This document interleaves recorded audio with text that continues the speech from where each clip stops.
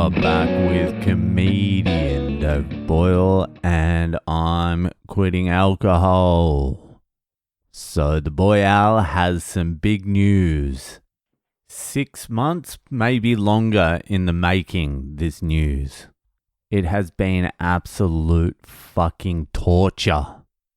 The whole fucking process of the thing has been it's just been hard. But it's all done now. Yesterday, it became official. I am moving to the US. The US of A. I know you're not too excited about having immigrants in your country, but make fucking room because the boy Al is coming. And his family. Oh my God, I tell you what. It has just been it's been a hard period because everything has been in limbo for like 6 months, maybe longer, 7 months. So like 6 months ago, I said to my wife, let's get the fuck out of here. I'm done. I'm done with this joint. I'm done waterproofing. I'm sick of Sydney. I want to get the fuck out of here. Let's just go to Spain. I'll enroll myself in some dodgy Spanish-speaking course. Let's just get the fuck out of here. I'm ready. And so my wife started applying for jobs in Spain, and she got an interview with this company in Madrid. Pretty much doing the same role she does now, but a little bit more senior. And she went through the whole interview process. Everything was great. And then I don't know what happened, but they filled the role that she was interviewing for while she was interviewing. But she had made it through 4 fucking stages of the interview process, and she ended up being interviewed by one of the head guys at the company, and that guy liked her. And he's like, we've filled this role, but we do have an opening in New York. And then she went through another couple of interviews, and she was just about to speak to the vice president of this company, and that got cancelled, and everything got cancelled, and nothing was said about it. And then my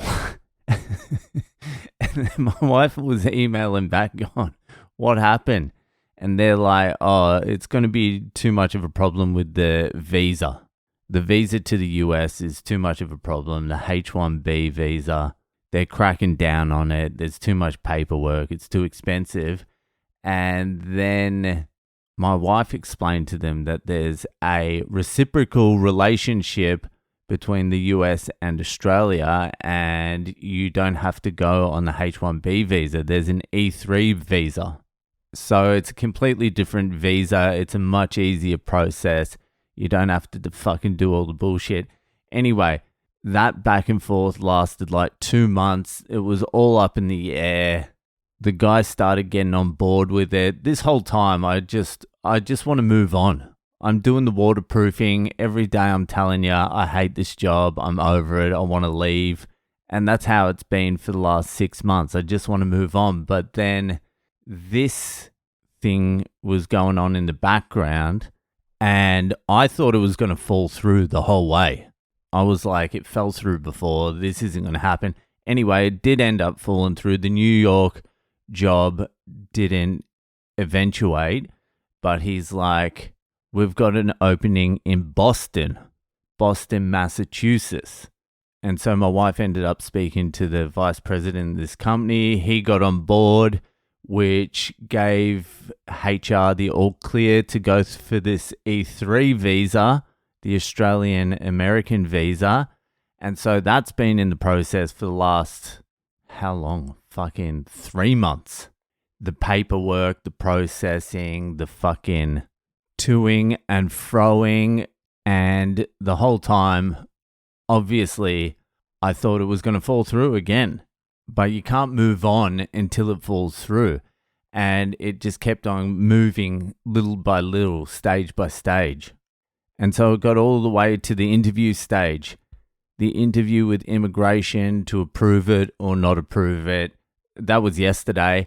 And And by yesterday, I'm just over it. I don't give a fuck if we get in, if we get out. I'm just over it. I just want to stop waterproofing. I just want to move on with my life. It's enough now.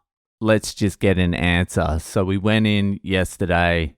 I was expecting it to be a little bit different. In my head, I thought the interview with immigration was going to be us in a room across a table, and it's just going to be an absolute fucking grilling. And this is what I had in my head for 3 weeks, because we booked the interview 3 weeks ago. So it was a 3-week fucking wait to get to this final stage. But it wasn't like that. It was like a line of other immigrants and just a window. You walk into the immigration fucking section and you turn left, and there's photos of the holy trinity of American politics on the wall. Donald Trump up the top, my new king, my new emperor. Down to the left, J.D. Vance, and bottom right, the other guy. You know, the guy with black hair, the schmarmy cunt, Marco Rubio. So I did the cross to my new lords, asking for some luck, and we stood in line with a mixture of Indians, Pakistanis, Asians, a few whiteys. There was a few whiteys there as well, and I didn't know what to expect, but it's like a window, you know, like customs or something like that. It wasn't like a room. It was just a window with a lady. And there were 3 lines, and you got to hear what was going on in the other lines. And there was this guy, he looked Pakistani, either Indian or Pakistani, with a thick accent. And I was listening to what he was saying, and he had his criminal record out. And he was like, yeah, I lost my license for 6 months. And the lady behind the screen was like, no, not that, this other thing. And he's like, yeah, me and my ex-wife had a little bit of a fight, and then she called the police, and I wasn't allowed to go anywhere near her for 8 months. But that was 6 years ago. That was like 6 or 7 years ago. So it's all good. It's all good. Denied. He's like, what? She's like, well, you can apply again at some other point. I can't tell you when, or I can't tell you what to do, but at this point in time, you have been denied entry into the USA. So there are checks and balances going on. And then it was my turn, and we go up, and we've got this lady, and she's smiling. She asks a few questions. She asks where we're moving to. We tell her Boston. That's where this job is. She's like, I went to Boston College. We have a little chat about Boston. She laughs. We laugh. We all laugh. Everything's going sweet until she pulls out my kids' birth certificates, and she pulls a funny face, and then she looks at me and looks back down at the birth certificate, and she goes, oh, so you're a comedian? And I'm like, yeah. Because that is not what I put on the fucking application form. I put down philosopher, waterproofer, not the comedian part. I'm like, yeah, comedian. And then she went back to her computer. I'm like, oh, fuck, here we go. Here we fucking go. But then she goes, oh, they'll like you in Boston. They got a good sense of humor in Boston. 2 seconds later, she's like, we're all done. You've been approved. 2 years in the US, working visas. Both me and my wife can work there. So that's it. That's done and dusted. That's my future. 2 years, minimum 2 years. It can be renewed after 2 years pretty easily as well. So that's it. That's me done. And it's not like it's far away either. We're out of here in 3 weeks. We handed in our notice for the apartment yesterday. We're clearing up already. We are out of here in 3 weeks. Then we're going to India. We're going to spend 2 weeks in India. And then October, early October, so like 1 month away, 5 weeks away, we start our new life in Boston, USA. I'm going to have a front row seat to the collapse of a fucking empire, and I'm looking forward to it. I'm looking forward to reporting on the fall of Rome. I'm actually very fucking excited. I haven't been this excited in a long time. I'm even more relieved that we can just move on now. I can move on. This 6 months in limbo, I don't know if you've been able to tell in my voice how much I have fucking really not enjoyed working the last 6 months or even the last 18 months, but the last 6 months have just been absolute fucking torture.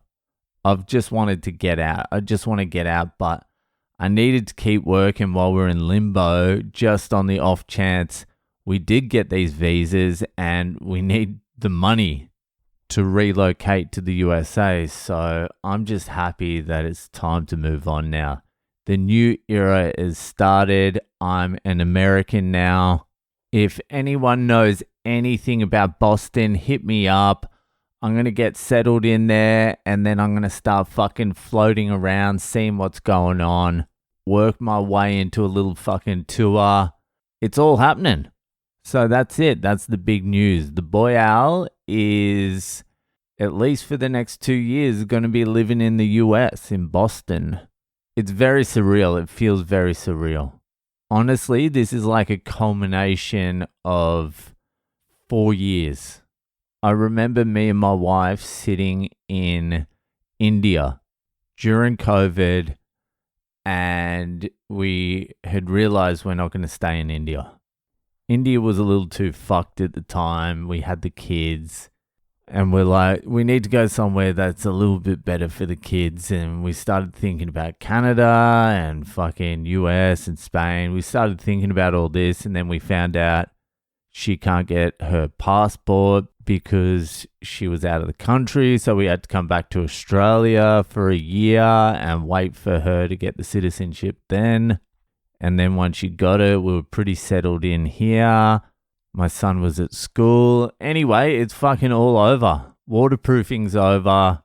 Sydney's over. It's all about Boyle and the red, white, and fucking blue. Anyway, that'll do for tonight. Enjoy the rest of your weekend, and I'll see you the fuck later.